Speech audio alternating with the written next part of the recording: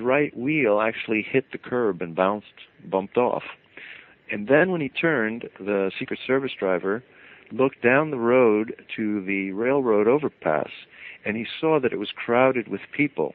And at that moment, he saw that that was totally contrary to Secret Service procedures and plans, and nobody should have been up there, because the president's going to ride under the triple overpass, and anyone with a gun, a rock, a watermelon could just drop right into the car. So he hesitated and hit the brake. That was the first slow. That is cut out of the film. Then when he got by the sign, there was a loud sound that rang out, and at that point he hit the brake, and that's when President Kennedy started getting hit. And if you read the Warren Commission testimony of the men who were in the car, the driver and Kellerman, who was the agent in charge, he was in the passenger seat, both of them say that the president say, "Oh my God, I've been shot." And the Warren Commission counsel, who sounds like in the transcript like Mr. Specter, Senator Specter from Pennsylvania, the concoctor of the single gunman theory, said to them, no, that's not possible. The president was shot through the throat on the first shot. He couldn't have said that. And they said, no, we heard him say, "Oh my God, I've been shot." And they said, that's not possible. How can you be so sure? And they said, he had a Boston accent. And you can read that right in the commission report. The other testimony comes from Jackie Kennedy, who says that she heard these noises. She thought they were motorcycle backfires, but then she heard these horrible gurgling sounds and turned to look at Jack. When she said that she looked at him and he was struggling and making these noises, but then at one point that he took his right hand and he put it to his head as if saying, "I have a headache," and that immediately after that, the shots that blew off the right side of his head came in, and that his arm went out in a gesture. It was so graceful and so beautiful. Like, I can only imagine it as like someone taking a bow at a performance, the way she describes it. But you never see that in the Zapruder film. You don't. There are no versions of the Zapruder film. They're all altered, but they are all altered in different ways. And I did find one single version where at last I saw the president take that right hand and put it to his head as if saying, "I have a headache." So in summation, this is how it was done. The film was taken to National Photographic Interpretation Center, and experts in Gestalt psychology went over this film.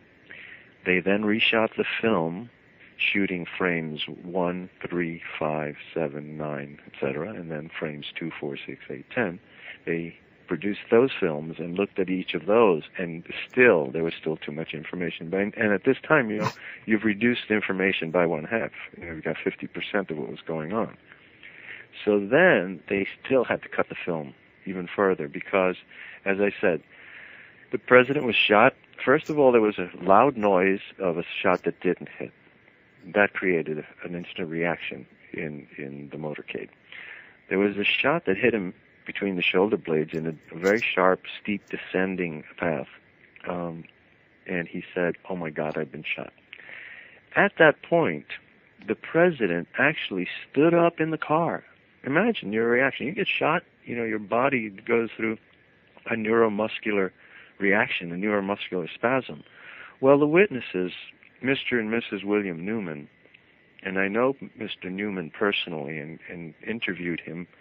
As a matter of fact, on the 33rd anniversary of the Kennedy assassination in Dallas, I was with Mr. Newman on the day that it had happened, and I had seen him since the night it happened. He was on CBS, and he testified that he saw the president coming down the street, and these are his words, and all of a sudden he stood up in the car, and he looked like he was going along with a gag or something. Imagine that expression. That's embedded in my mind, because it's such a strange thing to say. I saw the president stand up in the car, and it looked to me like he was going along with a gag or something. It looked funny, It jumping, somebody scared by a firecracker. Some people laugh. Well, this man was shot, and he was a veteran of World War II, and his body had instincts. And then he popped up and he sat back down. Now, here's the key thing. They discredited Mr. Newman, Mrs. Newman's statements, saying that the president stood up, using the Zapruder film as the evidence that the car never stopped and the president never stood up. And yet, Mr. Zapruder, when he testified, he said, I was shooting the motorcade and it went behind the sign and I saw the president's head pop up behind the sign. He said, no, the car never stopped. How could you see the sign was obstructing the view of the president? And he said, I saw the president's head pop up above the sign. So there you have Mr. Zapruder shooting the film with a telescopic lens. And you have Mr. Newman, who was the closest person to the president, standing on the curb. At the moment the president was shot, Mr. Newman was the closest person to the president who was not inside that car. And it happened so rapidly. Yeah, it happened so rapidly that Mr. Newman himself was fooled by the sequence of events, and he said that he had seen the president's ear shot right off. And I had seen him say that many times. I saw him debunked by Vincent Bugliosi in the trial of Lee Harvey Oswald, and I was sitting there watching him, and that was in the 80s, so that's like 17 years, almost 20 years after the event, and I remembered him, and he told the story exactly as he told it on that Friday night on CBS. So Bugliosi, very officiously, comes on and says, let us see the Zapruder film. When he runs the Zapruder film, the car doesn't stop, the president doesn't jump up behind the sign, and the whole thing goes on. And then he says to Mr. Newman, he says, Mr. Newman, as you can see, the car never stopped and the president never stood up, so obviously you must be mistaken. And the poor man, what has he got to say? What can he say? He's sitting there like a fool. He's been made a fool of. But he was the one that was telling the truth, and Bugliosi was the one who was pushing the lie.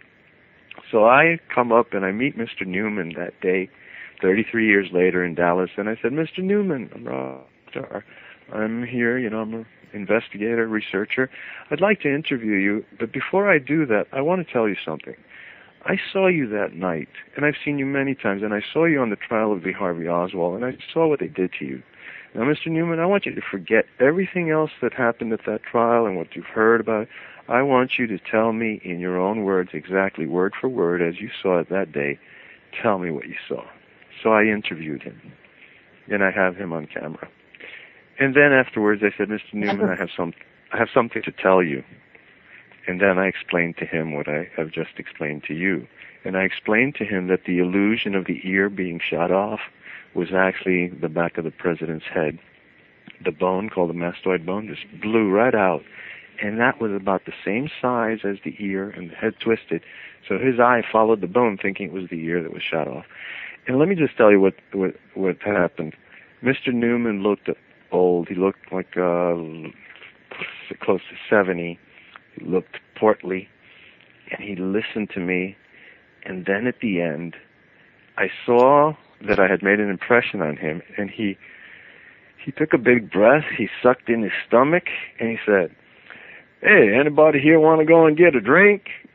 In the friendliest Texas manner. And I saw 30 years fall off this man's age, and he returned to the person he was that day, because the truth has the power to heal. And there I saw it. All of his doubts, all of his embarrassment, and all the things he'd been put through, they all dropped away, and he knew that he had been telling the truth, and that what his perceptions had revealed to him that day were the truth. And that no matter what the Zapruder film or Bugliosi or any other debunker had to say, he knew he was himself again. And it was one of the great moments of my life, to be honest with you. Oh, that's a wonderful story. Well, you're clearly a writer. You speak like you write. Thank you. And it's actually a pleasure to listen to you. I would love to hear more about what you think you know that has not been put out there, beyond the actual incident. On the JFK assassination? Yes. Yes. The most important thing is